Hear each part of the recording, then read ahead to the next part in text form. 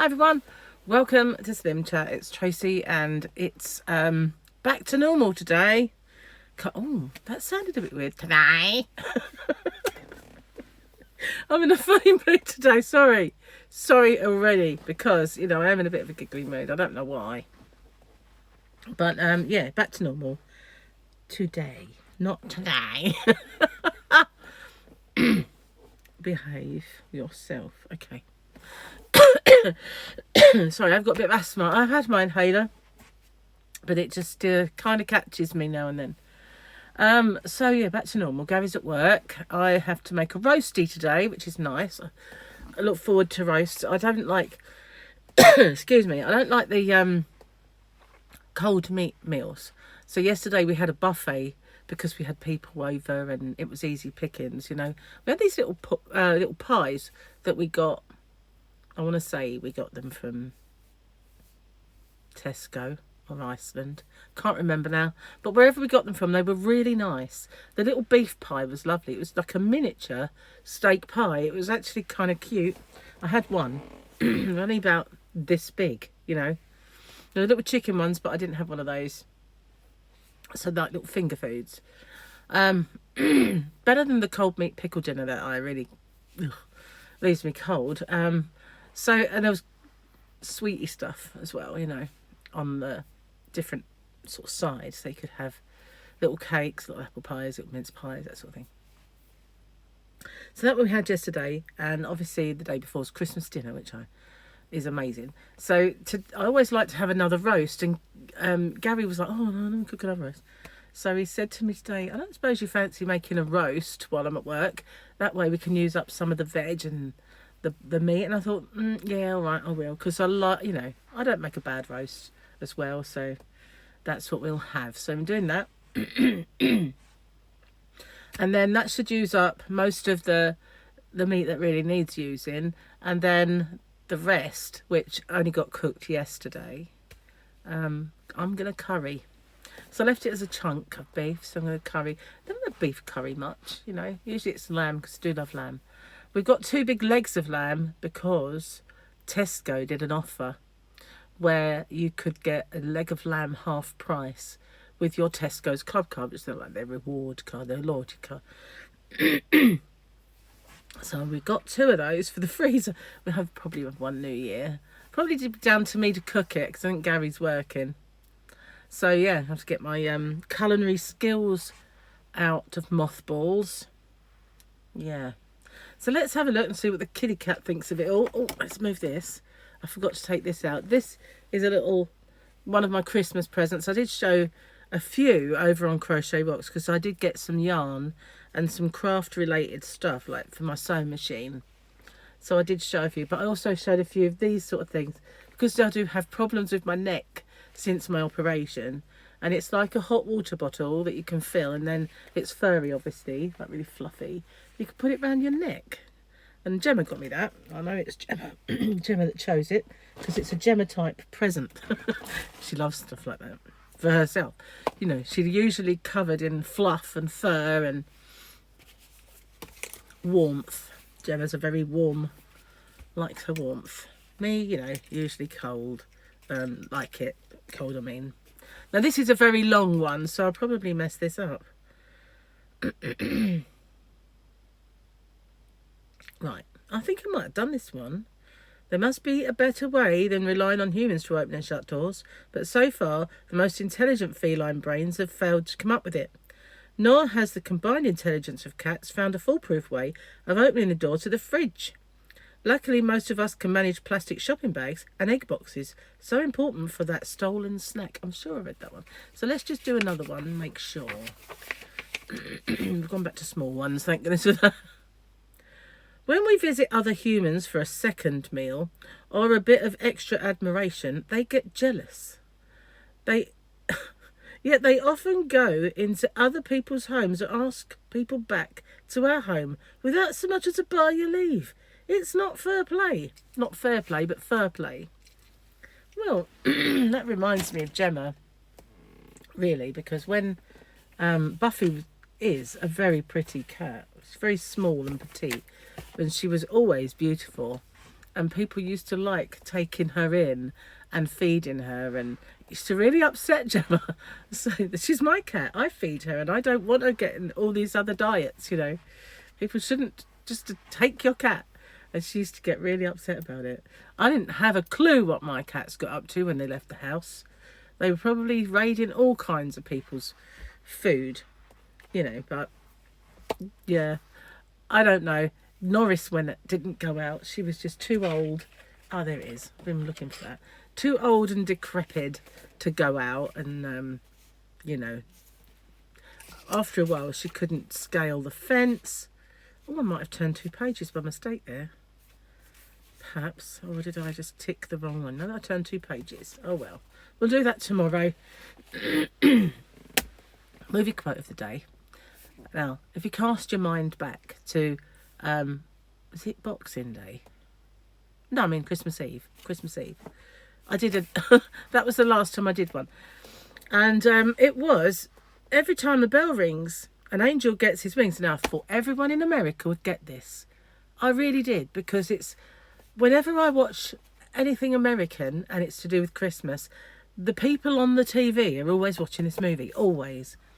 You know, and it's always that little line that you hear.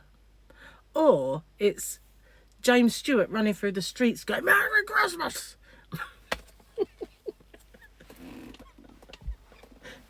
Did you like my impression of James Stewart? I'm going to do it again. Anyway, therefore, it is Jimmy Stewart and It's a Wonderful Life. I know it's an old movie, but, you know, it seems to be everywhere on all the other movies that we see it. So I just figured you all know that. But not so many got that. Carol did, well done. Jessica, Rob, Manpreet and Moira. But my usual names that I can thought would get that didn't. So this one is faith is believing in things when common sense tells you not to. Faith is believing in things when common sense tells you not to. Now, it is a bit of a Christmas movie. Christmas, it will be over soon. So all of the movie quotes will return to some normal kind of movies. But for now, we're still kind of going with a little bit of a Christmassy theme. So, what one was that?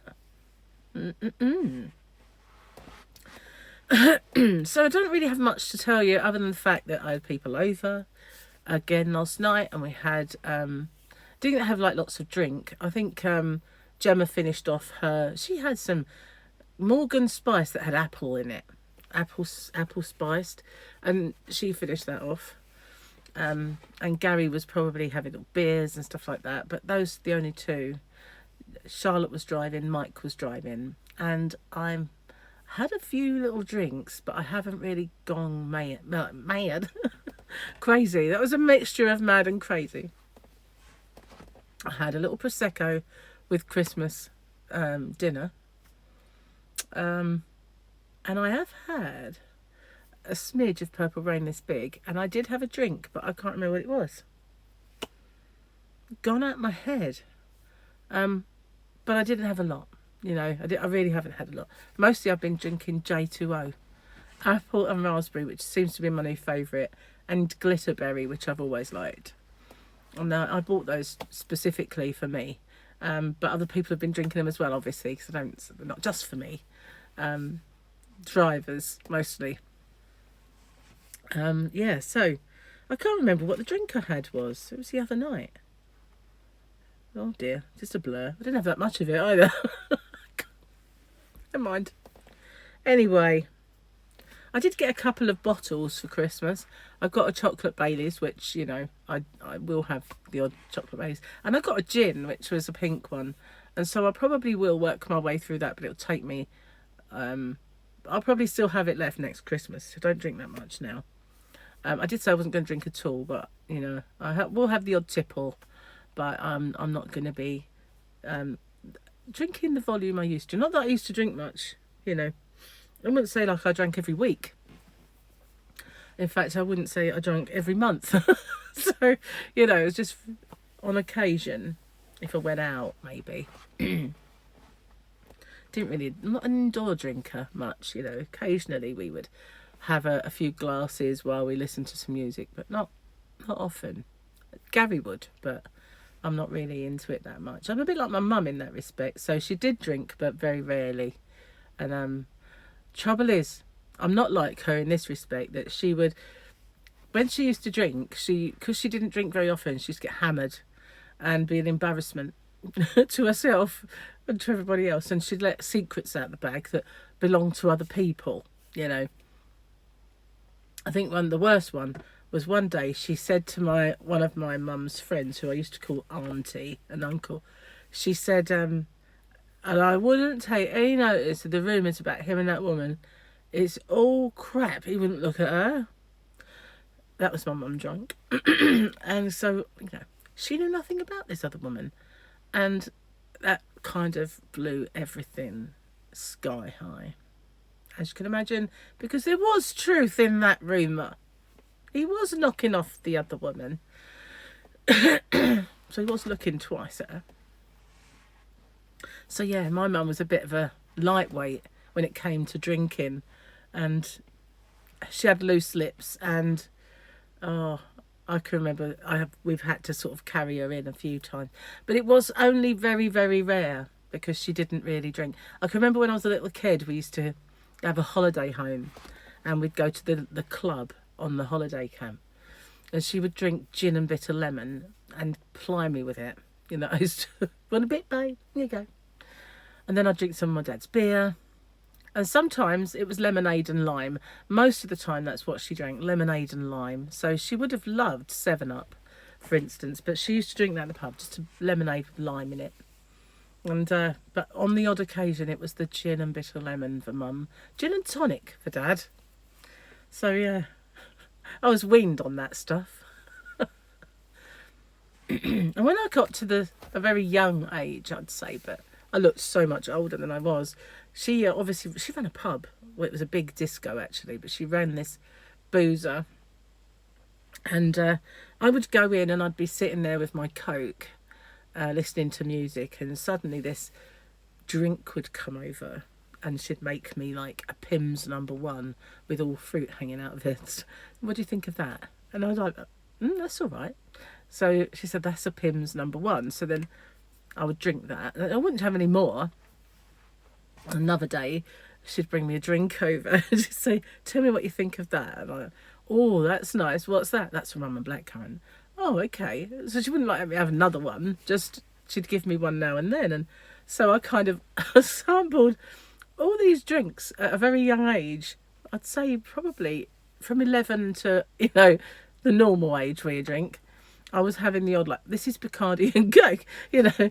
So when I got to the age where most kids go rebel and start drinking, I didn't do it. I already knew what it was like. And, you know, I was given, it was only the odd one, pub measure, you know. It wasn't like, oh, well, here's a bottle of booze, go and suck on that in the corner. It wasn't like that. She just gave me the odd drink.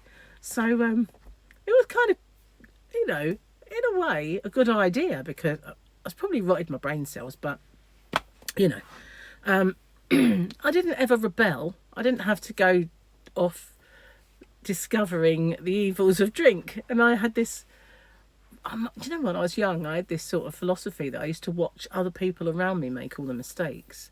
And I never made any myself. Like, friends around me got pregnant and did all those things where I was just like a satellite moving around them, thinking, oh, this is going to end in disaster, you know, trying to stop them. But they were like, you know, who are you, my mother? But, you know, I would just be, I think it's because mostly I hung around with people who were older than me, because I looked older and I couldn't behave like a child, you know. I couldn't be out on my bike playing. I couldn't do all those things. It was just, I was no longer in that mindset. So my friends were 16, 17, 18 when I was 11, and well, one of them was 21. You wouldn't think it though. She didn't act it or seem it. But yeah, most of my friends were older, so I behaved older, but I didn't get on with it. I just watched them all make the mistakes, and then I learnt by them. So I was a good education really into the world. But yeah, and most people, you know, it'd be, oh, you've got to be in by 9 at my age. And I was like, I got in as, once it got to midnight, you got to get home. Yeah, it's quite, you know, what's the word? Free as a child. I had a lot of boundaries, you know, movable. I came home at 3 in the morning when Elvis died. Got in a bit of trouble for that. And it was only because the guy I was with, he was 17. I was probably 15 when Elvis died or thereabouts. Can't remember. Was it 77? Yeah, probably. Yeah, probably 15. And so it was late-ish, and I was getting ready to think about I'll have to go home soon. And then his friends sort of told us that Elvis had died. This boy was a massive Elvis fan. So we then started listening to it on the radio, because he was in a caravan. So we were listening to it on the radio and hearing all the footage and talking about it and everything.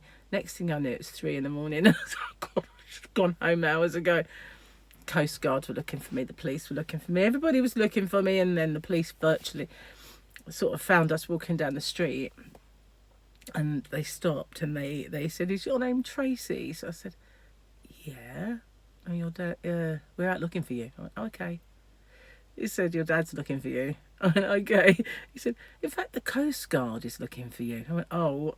He said, "Get in, we'll take you home. And young man, if I were you, I would skedaddle before her father catches you."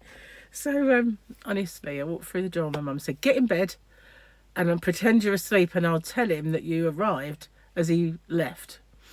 So I got in bed and and all of a sudden my door opened. It was Dad, and he went, "Don't pretend to be asleep. I saw you come home. I saw the police bring you." I was like, "Okay." He said, "Where have you been?" And I went, "I know you're not going to believe me, but I've been talking." He didn't obviously believe me, but I was. So I really was. So that Elvis died, and it kind of just, we lost track of time in this conversation that we were all having, and you know, I got grounded for about a day. It didn't last. But yeah, I didn't get in trouble for that one. And I wasn't up to anything. It's an annoying thing. You know, when you are up to something and you get away with it, it's great, I know. But when you are up to something, you expect to be done for it. But when you've done nothing, it's a bit much. Anyway, my mum just, "Oh, leave her alone, Jeff. You were young once." That's my mum. Anyway, I'm going to get off. I've digressed a bit, as I tend to do. So good luck with the movie quote. Back to normal now, thank goodness, after all the... Well, it'll be back to normal with the diet soon. Obviously not yet. We've still got a few bits to get rid of. We'll probably end up throwing most of it out to get back to some kind of... Once you get to a certain stage, you're sick of the sight of it. You don't want it anymore. It's like, no. But we do have rather a lot. I know that Gary will take stuff to work. You know, does anyone fancy any of these? So thanks for watching. Stay safe. Take care. And I'll see you on the next one. Bye for now.